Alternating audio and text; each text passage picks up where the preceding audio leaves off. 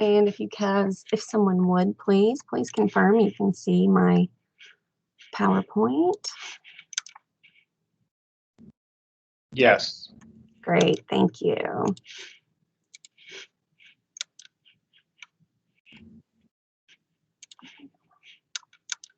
All right. So, hello, and thank you for joining us for our inaugural virtual office hours hosted by Marshall's Information Technology. So these sessions were inspired by the weekly Microsoft Office hours, and we saw the benefit of having an open forum for questions and conversations surrounding different topics. These sessions are open for questions, and at the end, you can ask about any topic, not just the one we covered. We're going to start with training on Microsoft Forms. I do ask that each of you mute your mic. You can raise your hand, use the chat feature, or even just speak up if you have any questions as we go. So a little about me. My name is Crystal Stewart. I'm the IT Client Engagement Manager for Information Technology here at Marshall University. And something I do want to remind you is don't forget to sign up for these sessions. You can go to our training page. The web address is right there at the bottom. We will be having these sessions on the second and fourth Thursday every month. But if you sign up, then I know how many people to expect. So to start, what is Microsoft Forms? So Microsoft Forms really is just an easy way to collect information, and it's integrated with all of the Office 365 products. So shameless plug for Office 365 and OneDrive. They're all built to work together, and it makes collaboration and access really easy.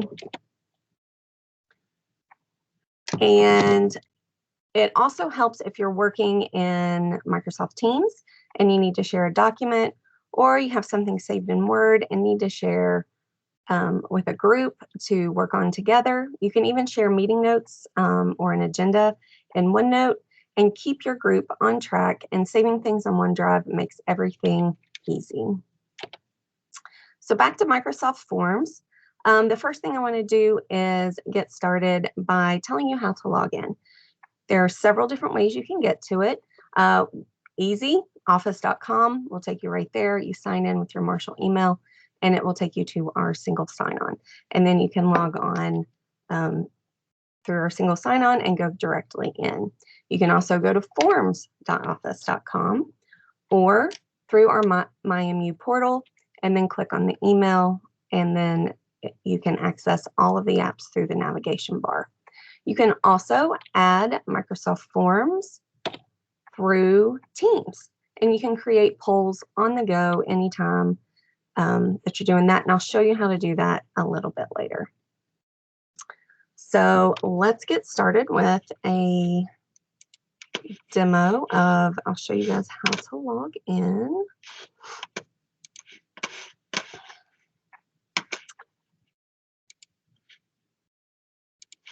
So as I mentioned earlier, if you just go to office.com, I've lost my team screen here, you can log in with your Marshall credentials. We lost your, yeah, there you go. So office.com, you can click right here and log in, or as I said, if you go to forms.office.com, same thing, same button, you can click there and log in with your Marshall email. And it will reroute you to our single sign-on, which I didn't know it was going to do that automatically, but that's fine. You can also sign in through MyMU, through our regular portal, and it'll take you in that way as well. If you go through MyMU, you'll click on the Office 365 button under your email. You're going to see a ton of email here. It's okay. And then up here on the navigation bar on the upper left, you can click on that, and you'll see Forms right here along with the other apps that are available for you. Does anybody have any questions about that, about logging in? Great.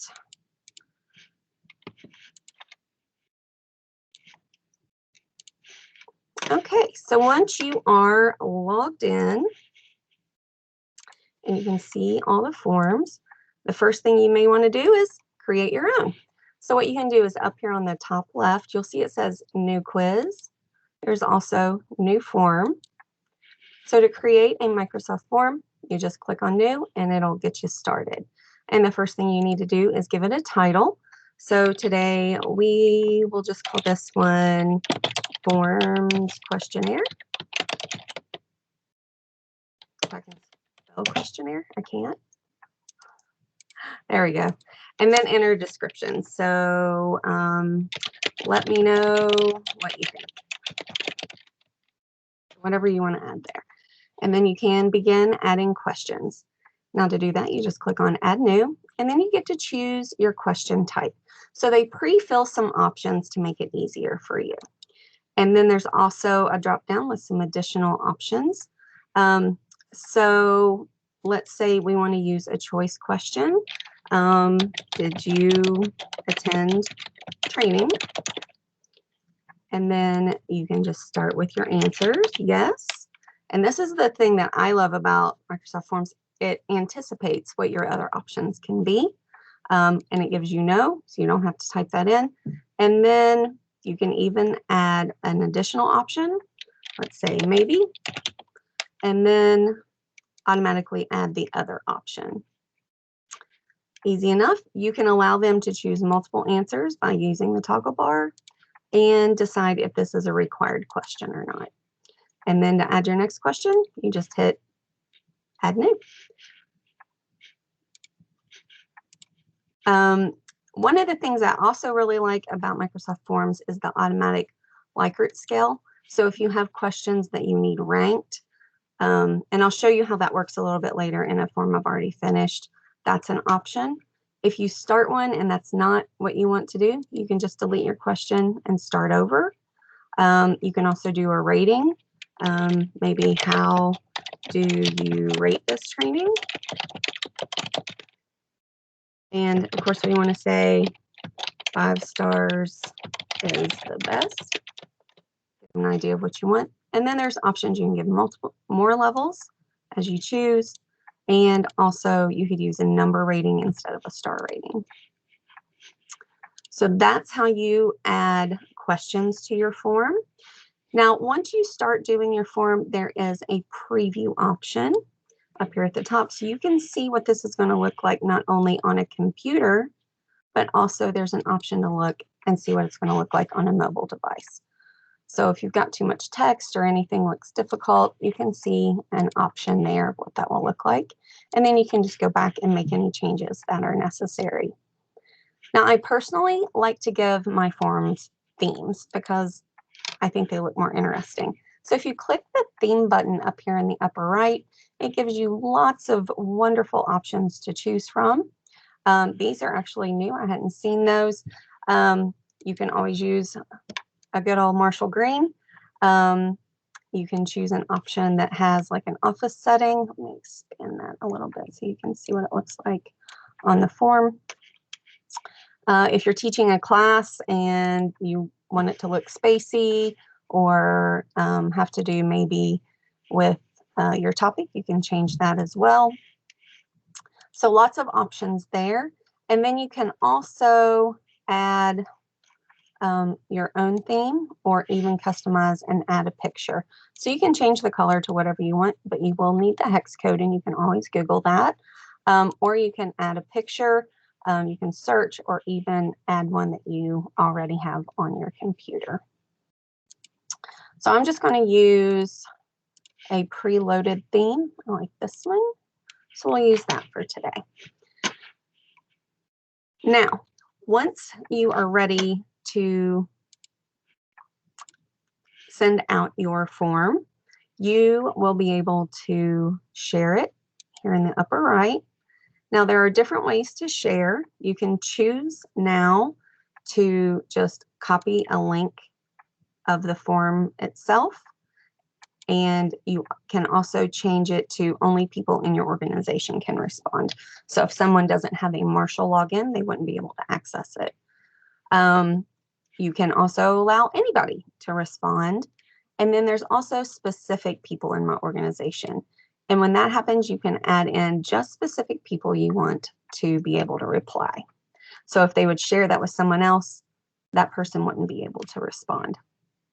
But I'm going to share with anybody at Marshall. I'm going to copy the link, and then I can add that into an email. I can add it into Teams, wherever you'd like to add it. You can also get a QR code you can download so people can scan it.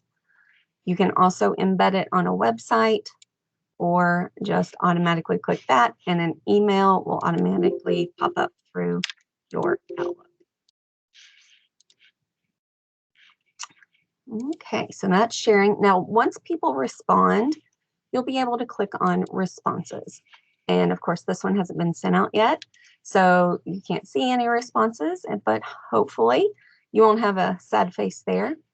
So let's go to a form that actually has had some responses. So I created this form before the semester started because I wanted to get a feel for how my students felt for the upcoming semester, what type of issues they may have with technology, how they felt about being on camera, because we teach everything through Teams for my class.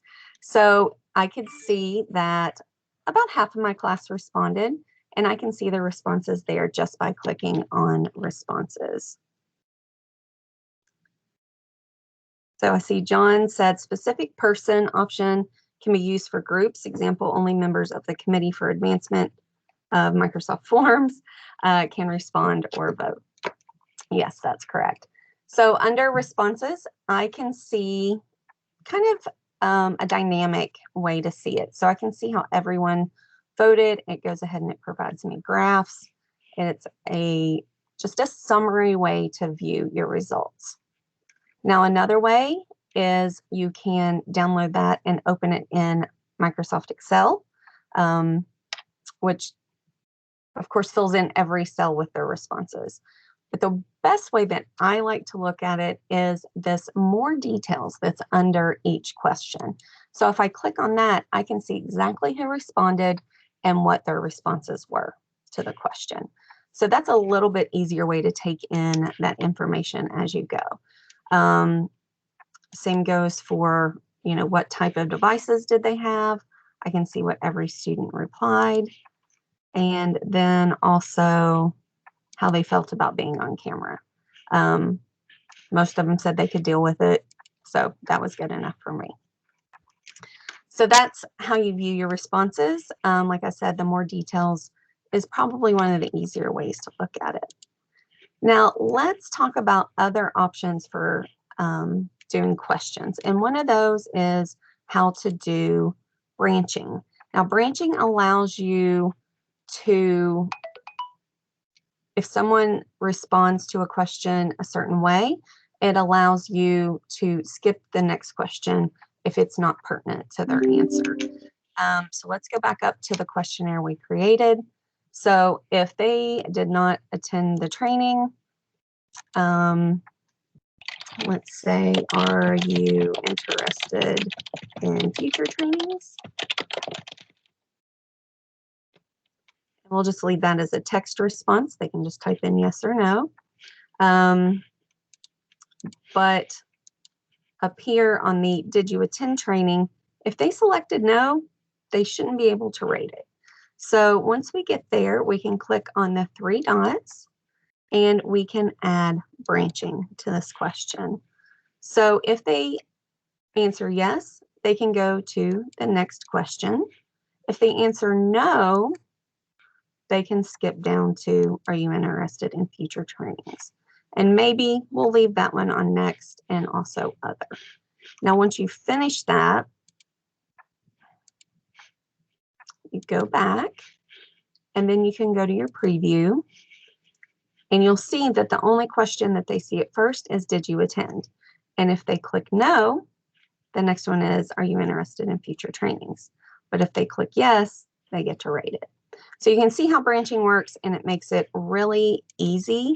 Now, if you have a very long, complicated form or questionnaire that you're going to send out, I do suggest you maybe sketch out what your questions are and how you want that branching to flow, because it can get a little confusing if you have a lot of branches. Also, if your form gets really long, you can also add sections. So you can add subtitles, even labels, and that branching. And I forgot how to add a section. Not good. Let's add one more here. There it is, section. And I can separate those questions in there. And this section may be ratings. And we're not going to add a description. And then we'll come down under our section 2 and add another section. And we'll call this interest.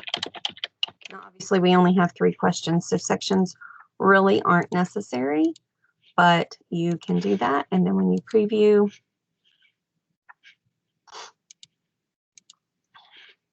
it'll have it here that says ratings. Anybody have any questions at this point?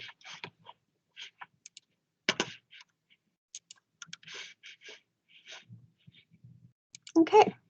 Well, I'm going to go over a few updates that have come out since January of this year for Microsoft Forms.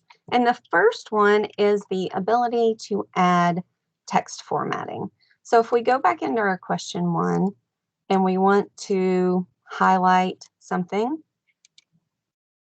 Oh, I may not have the option to do that yet. I should. Let's do it this way. You can use, oh, I don't have that option yet. So it is an option that should be coming, or you may already have it depending on which update you have, but you can add bold, italics, and underlining to emphasize any of the text that you have. And like I showed you before, you can add the specific user so that you can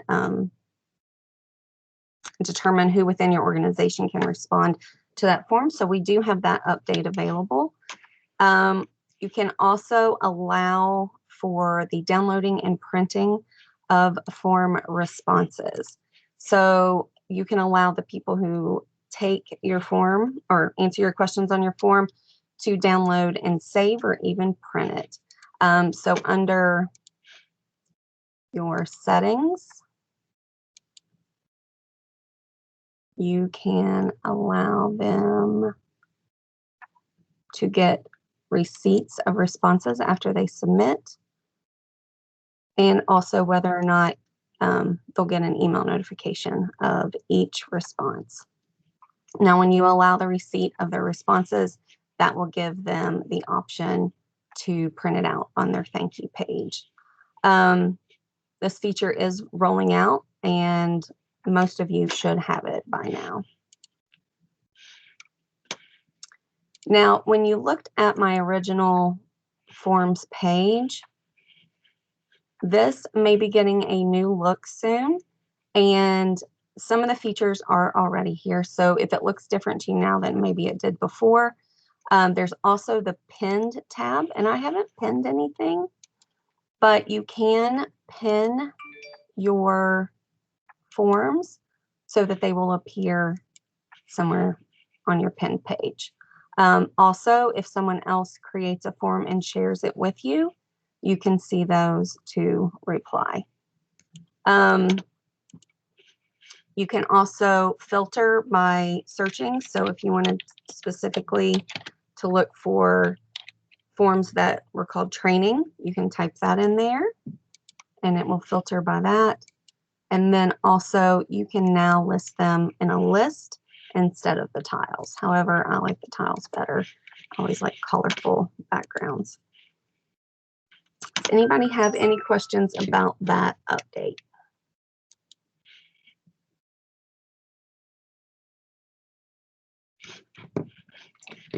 Okay, so another update is the immersive reader. So previously that was available only for students, so that would be on our format, but it's now available for anonymous users also. So back into the form, when you go to preview, you can see this little book icon with the speaker. And when they click on that, it will actually Forms questionnaire. Let me know. it will actually read it to them. So that allows for easier, improved readability and accessibility. And all they have to do is just click on that at the top of the form. Previously, there was a limit of 200 to how many forms you can have. That limit has been upped to 400. Any polls you may have completed before will be counted in that. And let's see, you also have additional capacity of those polls in your apps. So if you add a poll within Teams, it won't count against your number within Forms directly. Forms is also now available on mobile apps for iPad and iPhone, and Microsoft Teams and Forms will integrate even on mobile devices. So let's take a look at integrating it with Microsoft Teams. As soon as I find my Teams screen, that's always helpful. So I've created a little demo today where we can add that in. So within this channel in Teams, if you're having a conversation and you need to add maybe a quick poll in there, there is a handy little button for forms right here at the bottom. You click on that and you can add in your questions. So what's your favorite color?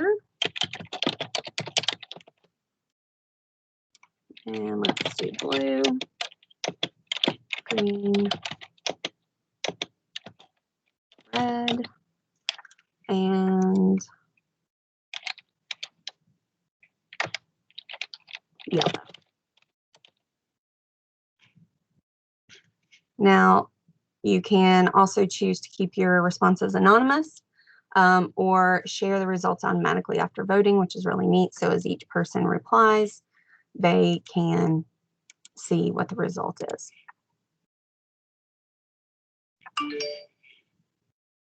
So I'm going to vote here, submit my vote. And once it processes, I can automatically see that that got one vote, so it's 100%.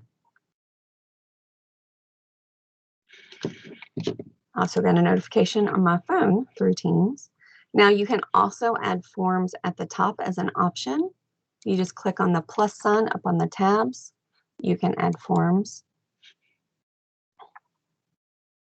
And you can share that so that everyone can work together.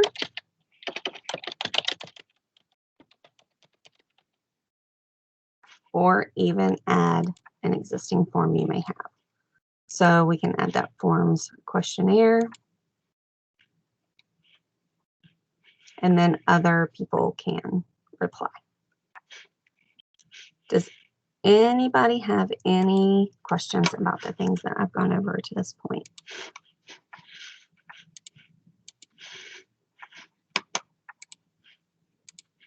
Great. If I'm not sharing it in Teams, can you show the share button and the collaboration versus just sharing the form?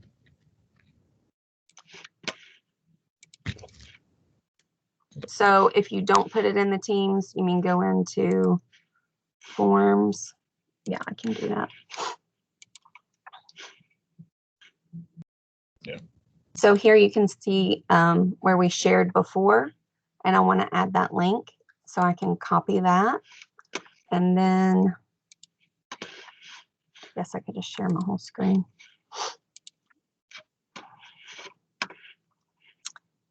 You can go into the team and share the link there directly. So then anyone, I'm sorry? Sorry, that's also where you get the collaboration link down there at the bottom. So if you had multiple people that wanted to edit that form, back in forms. Mhm. I'm missing it, Eric. I'm sorry. Share to collaborate, the last one. Share to collab. Oh, sorry. Thank you.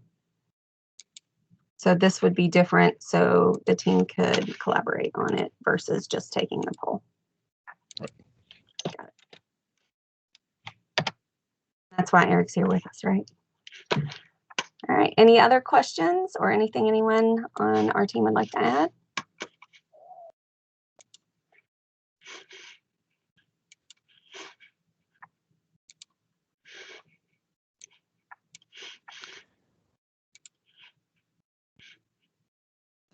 There was an option earlier about show the response or show who responded versus do this anonymous. Could this be used for an anonymous vote? It could. If you were going to do that for an anonymous vote, I think the best way to do that is to share it with specific people.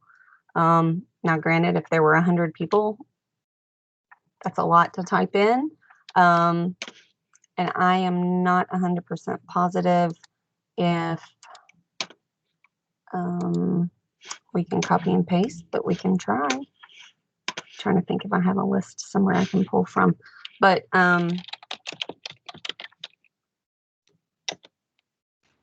so you would have to add those people individually. I'm not sure if there's an integration that we could allow, like we do for staff council elections, if that would work or not. But I'm sure we could look into it. Very good. So you could post it in the chat at that point, which actually brings up another. But couldn't multiple people take it and vote? Could you vote? Yeah, I guess more? that's true. There was an option there to only allow you to vote once. So that was interesting. And I think it would work within the context of a group or a team. So if there's a team for a particular committee or unit or a class, whatever, then only those folks within that organization. And you could do that. You could limit it to a particular group. So if there's a group that's been created for all IT employees, all staff council employees, all people who drive Nissans and like Black Labs, do that. So the other thing you can do with forms is add polls to your meetings beforehand. And if you want to make me a presenter, I can share my screen and show that. Sure. This is a somewhat new feature. I've seen that before, and I thought that'd be nice to pre-create those, so you could drop them in at select times.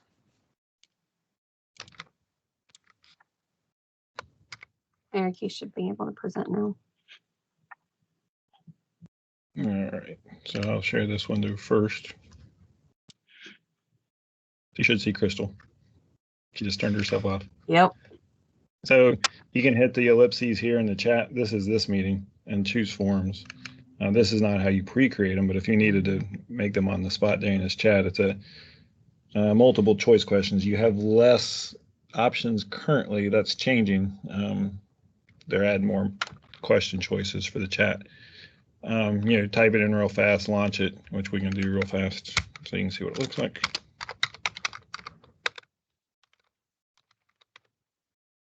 This is my go-to question for training.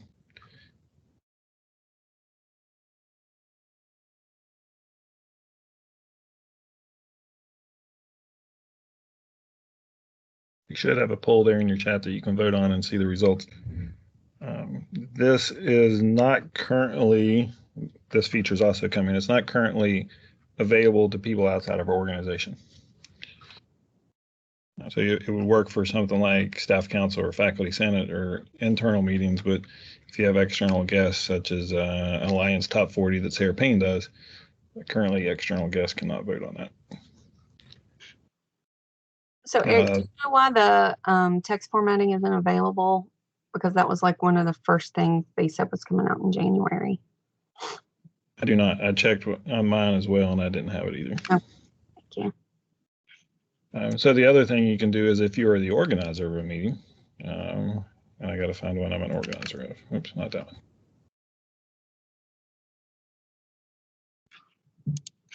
Really close, thank you. I'm the organizer of this one though. And you can see I've already added it, but what you would normally do is hit the plus button, add forms. What that'll give you is this polls tab where you can pre-create polls to launch during your meeting.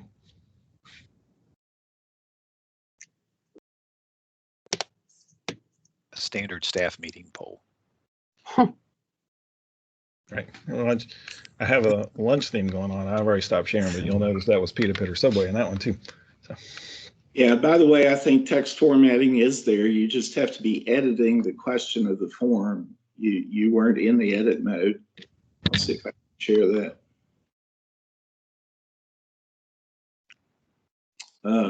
So here I am in the question. If I click the question and I go over here and try to format the text, then it allows me to do it. But you were not in this edit mode. I still don't have it. Yeah, I don't have it either. You're special. I don't know why I would. I shouldn't have any other features, but okay. I don't have that either.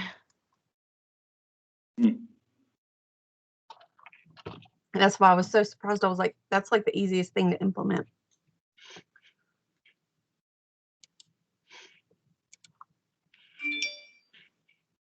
All right. Anything else we'd like to add?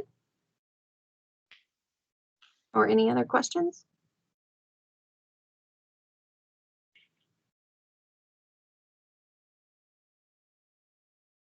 I think we can stop recording. I might have a couple of recommendations for future things.